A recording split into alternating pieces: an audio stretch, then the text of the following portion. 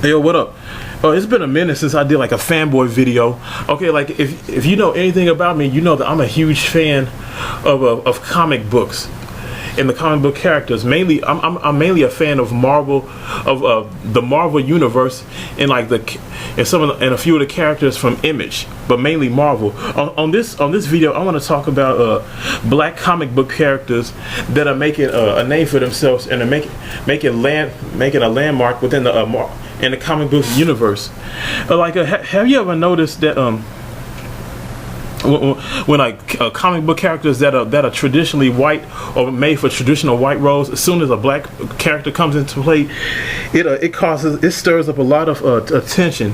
And like, even though a lot of people who are just now catching on to Marvel because of the movies they're putting out based on their characters, especially that is a good example. Have you ever noticed Marvel? Like, I'm not really into I like the Marvel movies based on the comic book characters, but I'm more into the comic books. But like the Marvel universe, they did not start putting out movies based on their characters until the 1997 movie Blade, starring Wesley Snipes. Okay, and they automatically assumed that that wasn't gonna do Blade wasn't gonna do good in the movies, but yet they came out with three installments of the Blade movies, which the first one coming out in 1997, and the second one coming out in 1999, then the third one in 2003 or 4. But like, here's something that you probably wouldn't know: Marvel Comics did not finance the first Blade movie because they assumed that it wasn't going to be as successful. But Wesley Snipes, he paid for that movie out of his own pocket because he wanted to see a black superhero or a black comic book character be put into play. He had plans on playing the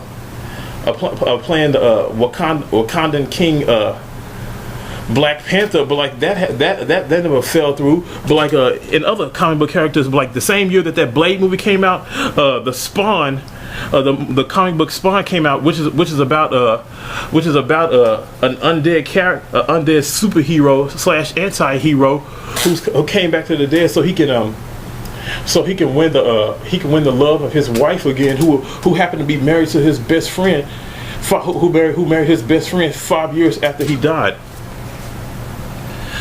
Hold up my head. Okay, like in the comic books, Spawn, aka Al Simmons, was originally killed by the black mass murderer, or his former friend named Chapel. But like Todd McFarlane did not originally create the Chapel character who killed Al Simmons, aka Spawn. So when it came time to put the movie into play, the original artist who made Chapel did not want his character killed off in the movie, so they had to substitute Chapel for the white character named Priest, who was a woman, Jessica Priest. That's who they substituted it for. Spawn is like the biggest selling independent comic of all time. Like Spawn, aka Al Simmons, was named after Todd McFarlane's former best friend, whose name is also Al Simmons. He also has a friend named Terry Fitzgerald. I don't know if he's black, but like the reason why he made the Spawn character black is because he did not see a lot of black superheroes that were coming into play. But like, even though this man is a white Canadian, he chose to make this character named Spawn black, even though the current Spawn is white. The first 185 issues of Spawn featured starred none other than Al Simmons, the black dude. And just like but back to the Marvel world, there's if you don't read the comic books of the Marvel comic books, you know that there are like 5 different dimensions, of 5 alternate dimensions of every particular character, whether it be a Wolverine, Spider-Man, X-Men, whoever.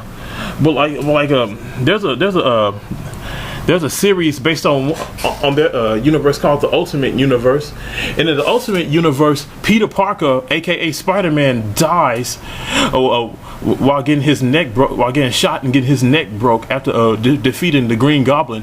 When the Green Goblin, when Spider-Man died, then Miles Morales, who happens to be half black and half Puerto Rican, came into play. Miles Morales, who was bitten by a spider just like him, he possessed character. He possessed. Excuse me for stuttering. He possessed spider-like features just like Peter did, but he also had the ability to touch somebody and electrocute them and turn invisible. You know what made people. What caused the creation of Miles Morales, aka the Ultimate Spider-Man, Barack Obama, because he's biracial, just like Miles Morales, and Spider-Man happens to be his favorite comic book. But I was listening to Harvey Superboy, who I'm sub to. He's a fellow comic reader just like me, and he said the Ultimate series featuring the Black Spider-Man, aka Miles Morales, is not doing so well in the book series. But I kind of beg to differ with him on that, because whenever I go up to the comic book store to buy Ultimate Spider-Man comic, they're always sold out. So therefore, I had to go way on the other side of town just to buy Ultimate Spider-Man comic book. Evidently, it's doing pretty well if it's selling out in certain comic book shops. Just like there's a Batman has a black Spider-Man who calls himself Batwing. Like the current one is Lucius Fox, who happens to be the son of Lucas Fox, who happens to be the son of Lucian Fox. Lucian Fox was played by Morgan Freeman in those Batman movies, but like in the comic books, he also exists. He's like one of the few people who knows Batman's true identity of being the billionaire Bruce Wayne. But in the Batwing comic books, he has like a technologically modified suit, and to add on to his fighting prowess. But he plays more of a side. He plays like I think he plays something beyond a sidekick. Like Robin, aka Tim Drake, is Batman's sidekick. But like Batwing does his own thing. But then, when it comes to Marvel superheroes, the most unsung, the most popular yet unsung character, black superhero is Bishop. Who happens to be the last X-Men. Like if you only read the comic, like everybody who reads the comic books, especially Marvel, they know who the hell Bishop is. Bishop, who happens to be a black Aborigine, but mainly he's black. But like he happens to be a black superhero with the ability to absorb energy and throw it back at people. Like if you just only go see the movies, those Marvel movies, those movies that Marvel put out, then you don't know who the hell Bishop is. Like, because I know for a fact if Bishop or even Miles Morales would appear on the Marvel movies, that would just blow a lot of people's mind. Especially people blacks who never picked up a book. It's almost like a Star Trek. Like I'm gonna go to Star sci-fi route. Like Star Trek. There's a even though Star Trek Deep Space Nine featured the first black captain. Like there was a series that came after that called Star Trek Voyager, which had a female as the lead captain, as the captain of the ship.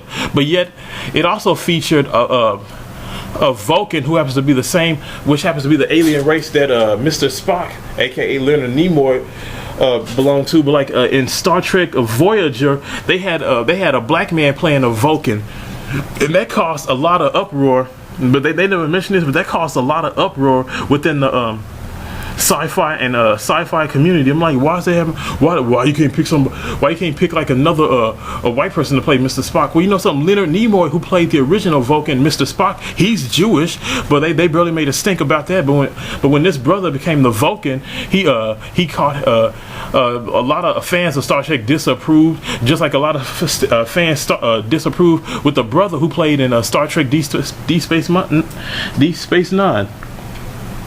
But basically, that's all I mainly want to talk about. Like black characters making a huge landmark within the comic book community, even the adaptations of the movies that Marvel put out. All right, that's all I gotta say.